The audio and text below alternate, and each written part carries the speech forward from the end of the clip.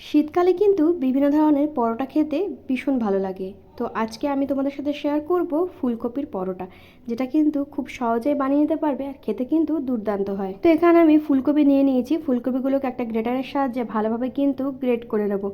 তো এইভাবে কিন্তু তোমরা গ্রেটারের সাহায্যে গ্রেট করে নেবে। তারপরে হচ্ছে ফুলকপিগুলোকে অল্প একটু নুন মাখিয়ে রাখবো, যাতে ফুলকপির এক্সট্রা যে জলটা আছে সেটা কিন্তু বেরিয়ে যাবে।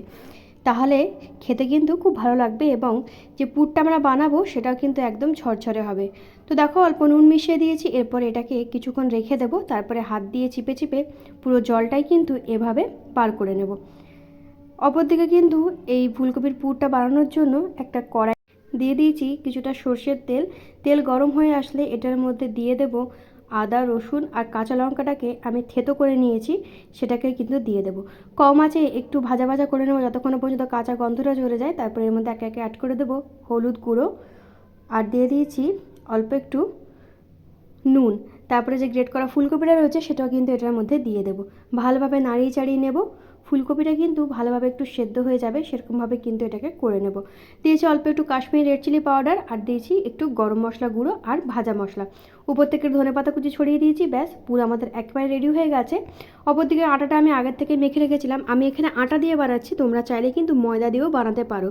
তো আটাটাকে এভাবে গোল গোল লেচির মতো করে নিচ্ছি। একটু বড় সাইজের করব যাতে পুরটা বাইরে কিন্তু বেরিয়ে না যায়। এইভাবে গোল গোল করে নেব।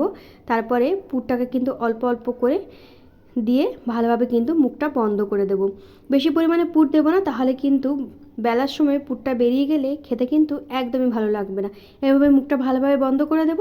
তারপরে আর কি অল্প একটু আটা দিয়ে এই পরোটাগুলোকে কিন্তু গোল গোল করে বেলে নেব।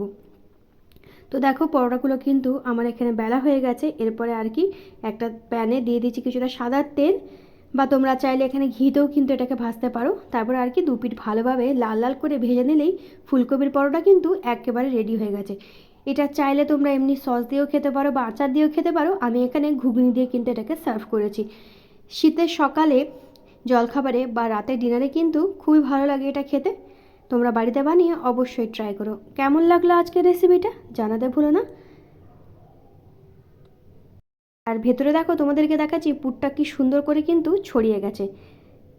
টাটা।